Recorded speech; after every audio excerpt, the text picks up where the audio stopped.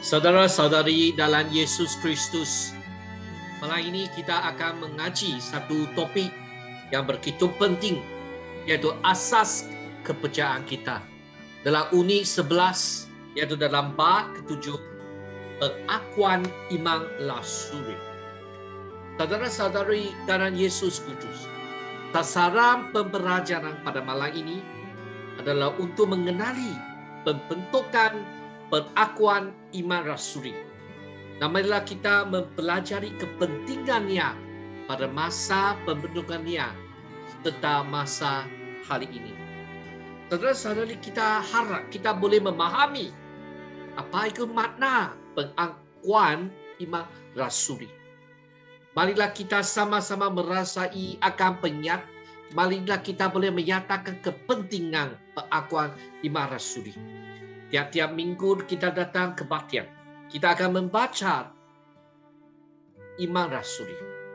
Mari kita meneruskan sikap yang benar terhadap iman dalam agama kita. Setiap umat percaya yang menghadiri gereja pada kebaktian hari Minggu, kita datang ibadat di rumah ibadat di dalam gereja. Kita akan mengisytiharkan iman diri sendiri. Akan tetapi bukan semua orang, tetapi tidak ramai orang yang lebih ambil perhatian tetap terhadap asal unsur pengakuan iman rasuli. Latar belakang akan iman rasuli sejarahnya dan apakah hubungannya sebenar dengan diri sendiri. Sebenarnya pengakuan iman rasuli adalah salah satu daripada 3 pengakuan iman Kristian yang utama.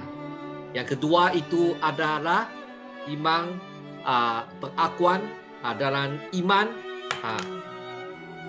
Yatanasya.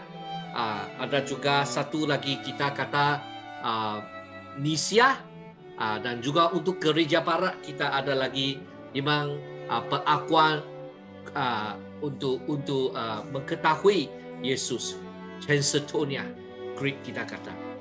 Ini merupakan pengakuan iman yang terawal dalam sejarah gereja. Isi kandungan pun secara umum dan diisytiharkan oleh seluruh gereja awal.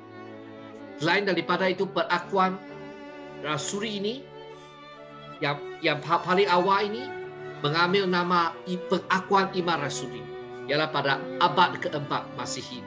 Seorang papa gereja, Church Father, maksudnya anak murid kepada Rasul Yesus Kristus, yaitu papa gereja Ambrose. Beliau seorang papa gereja yang sangat menonjol pada masa gereja awal. Juga adalah pemimpin gereja Milan di Italia. Apakah nilai pengakuan rasuli? Pengakuan iman rasuli ini memberikan arahan ajaran Kristian yang betul kepada kita. Semakin Anda memahami pengantungan pengakuan iman, semakin kamu akan ada pengorehi iman yang teguh dalam jiwa kamu. Dan tidak akan disesatkan oleh ajaran yang sesat yang tidak betul. Di manakah sumber bagi pengakuan iman rasuli? Gereja Kristen berkembang dan berdasarkan 3 doktrin yang asas, yaitu pengakuan iman rasuli, doa Bapa kami, 10 hukum. Di sepanjang sejarah, ketiga doktrin ini adalah tulang belakang bagi orang yang percaya dan beriman. Pengakuan iman itu adalah idea dasar iman kepercayaan asas Kristen yang diintisarikan menjadi artikel yang ringkas dan begitu jelas. Pengakuan iman rasuli yang hanya mempunyai 108 patah perkataan ini dan berkesannya menjelaskan doktrin dasar bagi iman Kristen. Senang diingati dan boleh diisytiharkan pada apa-apa masa. Pengakuan iman rasuli bukan saja adalah kaya hara rasul. Ini adalah garis besar kebenaran iman bagi gereja murah-murah yang mengajak orang-orang yang percaya Yesus Kudus untuk memfasilitasikan gereja dan jemaat gereja supaya dapat hidup bersatu dalam iman, dalam ajaran iman Kristian, dan bertumbuh bersama-sama di dalam satu iman Yesus Kudus. Pengakuan iman rasuli yang paling awal digunakan sampai hari ini agak berbeza dari segi penggunaan kata-kata. Tetapi doktrin asasnya sudah diletakkan pada awal abad kedua. Saudara-saudara, apakah fungsi pengakuan iman? Sebuah pernyataan iman yang singkat untuk membantu kita mengingati isi iman Kristian pada waktu tepat dan menjadi perikatan setiap masa. Kedua, pengakuan iman itu membantu membejakan penyimpangan ajaran sesat. Apabila satu ajaran yang salah itu, pengakuan iman itu boleh menjadikan alat untuk mengukur sama ada ajaran itu adalah daripada iman yang betul ataupun yang salah. Mengukur iman itu mudah, tetapi banyak gereja yang memberitahukan firman Tuhan pada hari ini. Namun apa yang mereka beritahukan itu banyak menyimpang daripada kebenaran Alkitab. Banyak sudah salah ajar. Tetapi ekstrim yang lain iaitu untuk memenuhi selera zaman atau cita rasa semasa. Mereka mengangkat iman sekuda ke hadap yang lebih tinggi. Tetapi ianya tidak tergantung dalam pengakuan iman. Yang ketiga, apakah fungsi pengakuan iman rasuli? Iman adalah unit asas kewujudan manusia. Dalam ibadat orang Kristian, kita membaca pengakuan iman rasuli bersama dan secara serentak. Setiap orang yang membaca sedang mengisytiharkan falsafah ataupun pemikiran mereka dalam iman kehidupan mereka sendiri. Meminta Allah menguasai hidup mereka. Ketika kita berkata, aku percaya, adalah untuk mengekspresikan pujian kita kepada Allah tanpa kesyukuran dan sumber sandaran. Sebab kita iman dalam Tuhan. Sebab kita percaya akan Tuhan, kita hidup. Saudara-saudari dalam Yesus Kristus, istihar pengakuan iman. Pengakuan iman rasuli adalah satu peristihan, satu intisan bagi iman kepercayaan. Juga kewenangan iman. Pengakuan iman rasuli mempunyai 12 kalimat dibahagikan kepada 3 bahagian. Pengakuan iman rasuli bukan saja pertekanan yang abstrak terhadap logik, tetapi merupakan penyataan iman yang benar yang dihormati oleh Bapa Gereja, iaitu yang membantu kita menentukan iman yang betul dan diterima oleh pelbagai denominasi gereja pada masa hari ini, sedang menjadi asas bagi gereja-gereja untuk bersekutu. Intisan pengakuan iman, peristiwa paham pertama, Bapa Allah sebagai pencipta langit dan bumi. Peristiwa kedua, Yesus Kristus sebagai Allah dan juga manusia, sepenuh Allah, sepenuh manusia, serta pengakuan kaya penyelamatan. Peristiwa ketiga, Roh Kudus, gereja yang kekudusan dan kehidupan umat percaya. Ya, ini bolehlah dikatakan pengakuan iman rasuli bagi 3. Tuhan Bapa Allah, Tuhan Yesus Kristus, dan juga Tuhan Roh Kudus, dan bagaimana gereja dikutus, gereja menjadi wakil Yesus Kudus, menjadi tubuh Yesus Kudus, di mana bagaimana dikutuskan dan kehidupan umat percaya. Marilah kita sama-sama merenung akan isi kandungan pengakuan iman. Yang pertama, aku percaya kepada Allah, Bapa yang Maha Kuasa, pencipta langit dan bumi. Pengakuan iman rasuli bukan hanya mengakui Allah sebagai yang Maha Kuasa, tetapi juga Bapa yang Maha Kuasa. Kejadian bab 9 pertama mencatatkan tentang penciptaan Allah. Yang paling penting ialah Allah melihat ke semua yang ciptakannya itu baik. Dia adalah Bapa yang Maha Kuasa. Saudara-saudari dalam Yesus Kristus, Tuhan Bapa Allah, oleh yaitu begitu kasih kita. Oleh itu dia mengasihi kita. Tidak rela setiap manusia binasa, tetapi mau semua manusia diselamatkan. Serta kita meresponsi dia. Tak ada bergantung kepadanya. Dia akan memberikan anugerah yang melimpah dan berkat kepada kita. Bapa menunjukkan kepada Allah dan keintiman antara kita dengannya. Kalimat yang kedua, dan kata kepada Yesus Kristus, anaknya yang tunggal. Tuhan kita sentiasa menyebut Yesus Kristus. Kita sering menyebut Yesus Kristus. Apa pentingnya Yesus sebagai kudus? Dalam perjanjian lama 3 identiti yang diurapi ialah iman, nabi dan raja. Iman itu apa maksud? Wakil manusia untuk membuat persembahan kepada Allah, menjadi pengantara bagi Allah dan manusia. Yesus ialah iman agung. Dia adalah korban, dia adalah tobat Allah yang ditumbangkan dalam perjanjian lama, yaitu satu korban untuk tembus dosa selama-lamanya. Saat kita dipisahkan dari Allah, sekarang melalui Yesus Kristus berbaik semula dengan Allah dan menikmati kasih dan anugerahnya. Nabi, dia adalah seorang yang menyampaikan mesej Allah. Yesus bukan sahaja hendak menyampaikan firman Allah, tetapi juga melupakan firman. Firman menjadi tubuh. Firman sendiri menjadi manusia. Sebelum ini kita tidak mengenal Allah. Sekarang kita kenal Allah sebab Tuhan. Firman menjadi tubuh. Melalui Yesus Kristus kita mengenal Allah. Raja yang mendirikan kerajaan Allah di bumi, memerintahkan raja-raja dalam kerajaan Allah, dan segala sesuatu dicipta melalui Yesus Kristus, yaitu datang ke tempatnya sendiri untuk menjadi raja, memberi perlindungan dan bimbingan kepada kita. Yesus Kristus, yaitu firman, menjadi manusia, menjadi raja damai untuk membimbing kita masuk ke kerajaan Allah. Yesus adalah anak tunggal Allah, di mana hubungan mereka di luar pantasan dan kekal. Allah mengasihi semua orang di dunia ini sehingga dia memberikan anaknya yang tunggal, supaya setiap orang yang percaya kepada anak itu tidak binasa, tetapi perolehi hidup sejati dan kekal. Yang ketiga, yang dikandung daripada Roh Kudus, lahir daripada anak darah Maria.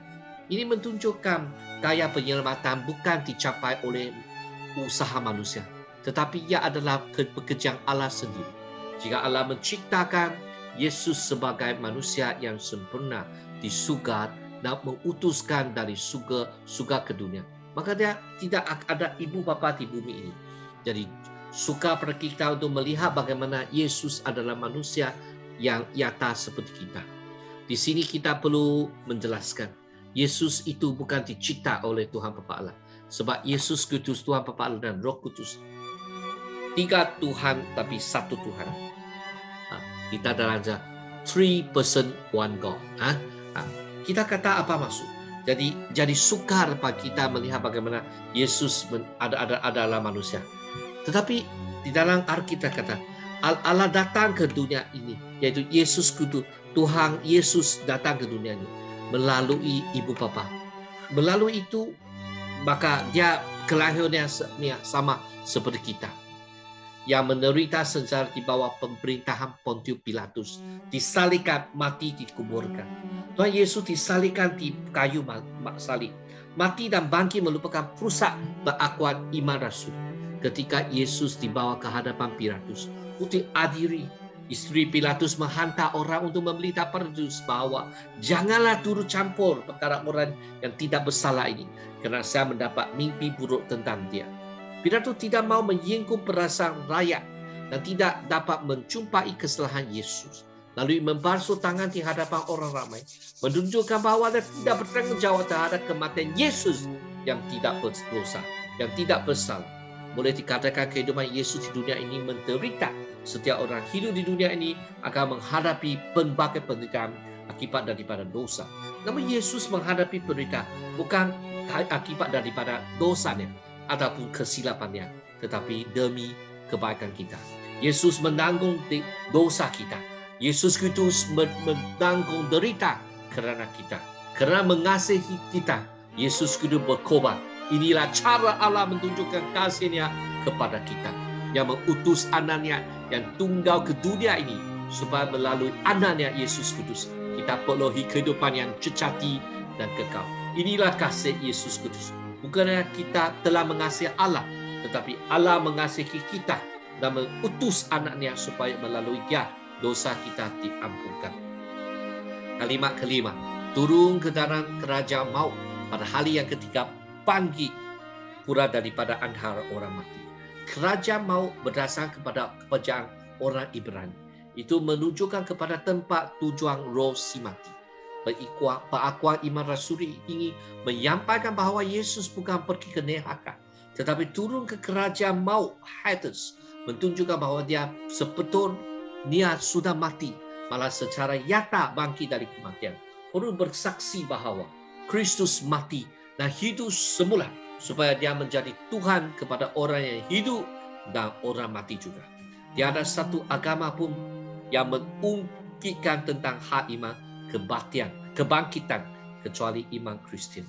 Oleh itu Paulus berkata, jikalau Yesus Kudus tidak dibangkitkan daripada mati, maka berita yang kami kabarkan dan kepercayaan kamu kepada Kristus sia-sia belaka. Jika Kristus tidak dibangkitkan daripada kematian, maka kepercayaan kamu itu khayalan belaka dan kamu masih dikuasai dosa. Pengakuan iman rasuli dalam kalimat ke-6. Naik ke surga, duduk di sebelah kanan Allah, Bapa yang Maha Berkuasa. Pengakuan iman mengkaitkan inkarnasi Yesus, yaitu firman menjadi tubuh. Dengan ketanganannya semula, juga menyatakan perakhiran satu era. Yesus dunia sudah naik menjadi Kristus di surga, memulakan era kekalahan yang baru. Yesus Kudus di surga, Yesus Kudus di sebelah kanan Allah. Di sebelah kanan menandakan kehormatan yang tertinggi dan kuasa. Kita tidak hidup dalam era yang perlu melihat Yesus baru percaya. Kita adalah dalam era baru yang memerlukan iman. Beriman tentang apa Yesus sudah laksanakan. Dan juga perlu taat kepada kebenaran yang diajar oleh Tuhan Yesus Kudus. Kita menerima dengan iman dan akur kepadanya. Ini menunjukkan permulaan hubungan yang baru.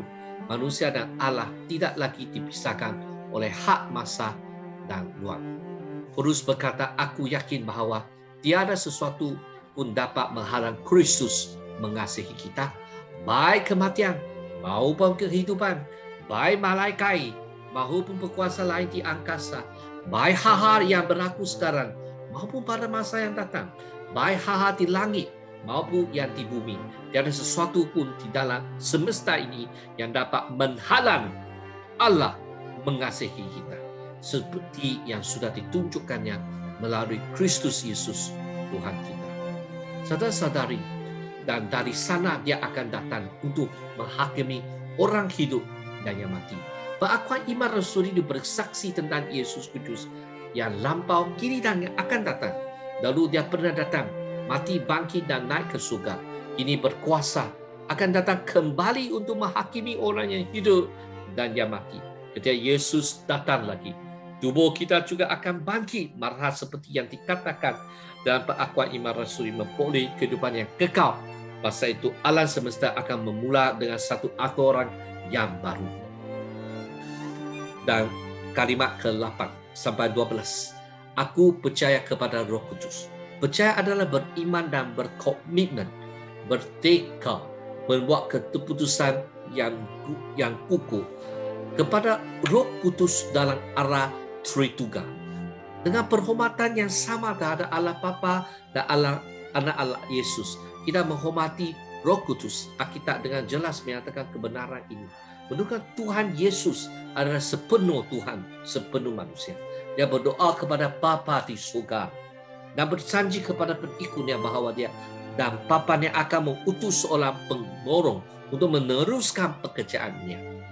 Dalam proses penyelamatan, Allah Bapa melancang, Allah Anak Yesus Kudus melaksanakan, Roh Kudus menyempurnakan. Allah Tritunggal yang benar ini bekerja bersama-sama dan dipermuliakan bersama-sama. Saudara-saudari, kita lihat gereja yang kudus dan kalimat yang ke-9. Persekutuan orang kudus. Gereja bermaksud sekumpulan orang yang dipanggil keluar daripada dosa kepada kesucian, dari gerak kepada dalam langit Tuhan. Oleh itu gereja bukan menuju kepada bangunan, tetapi menuju kepada umat yang dipanggil keluar oleh Allah. Persekutuan orang kudus menuju kepada setiap orang yang percaya dan mengikuti Yesus Kudus dengan segala kesalehan, tidak mengira zaman. Saudara-saudari dalam Yesus Kudus, gereja yang kudus dan dari 2000 tahun yang lalu ataupun 2 tahun kemudian, harapati ketika gereja awal sehingga berikut masa hari ini melalui kuasa Roh Kudus kita bersatu. Maksudnya dahulu, sekarang, hingga yang akan datang. Semua orang yang percaya Yesus Kudus, orang yang sudah pergi ke surga, ada orang yang sudah pergi kepada Yesus, ada pun yang masih di bumi ini kita diangkatkan sebagai gereja yang am dan kudus itu. Harmoni dalam kesatuan, melaksanakan amanah agung Yesus Kudus. 10. Kita beriman dalam Roh Kudus, beriman kita ada iman. Kita percaya bahawa pengampunan dosa kita.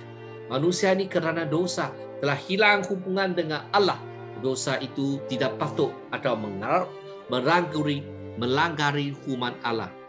Dari sudut pandangan perhakiman dosa ini adalah melakukan sesuatu kesalahan tidak kudus, dan akibat dosa ialah maut. Dosa mempengaruhi berbagai aspek kehidupan kita.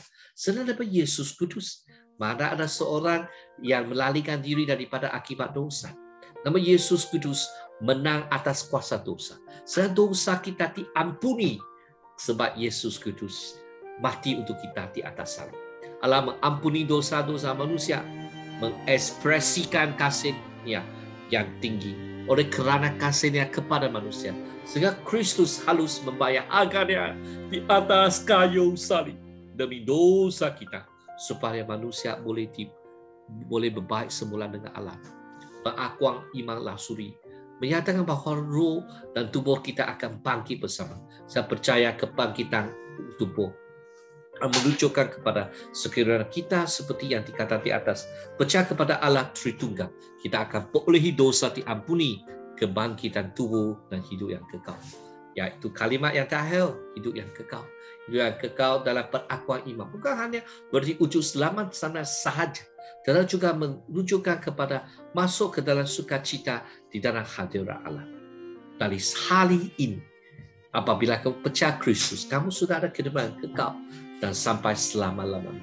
Sukacita dijanjikan oleh Yesus kepada semua pengikutnya, kerana umat percaya mempunyai pengharapan hidup yang kekal. Hidup di dunia ini juga dipenuhi dengan sukacita. Marilah kita bincang bersama 3 soalan. Coba kongsikan pengetahuan anda terhadap bahagian isi utama pengakuan iman rasuli. Yang kedua, bagaimana pengakuan iman rasuli membantu kehidupan Kristian anda. Yang ketiga, ketika anda beristiqamah persekutuan orang Kristus, anda sedang menyatakan bahawa kita sebagai pengikut Yesus harusnya saling bersekutu dan berkomunikasi. Sila kongsikan pengalaman anda dalam perhubungan sesama Kristian. Jadi kita di sini berhenti seketika. Selepas kita habis bincang, kita teruskan video ini. Kita henti sementara. Saudara saling, marilah kita laporkan apa yang kamu sudah bincang dalam kumpulan.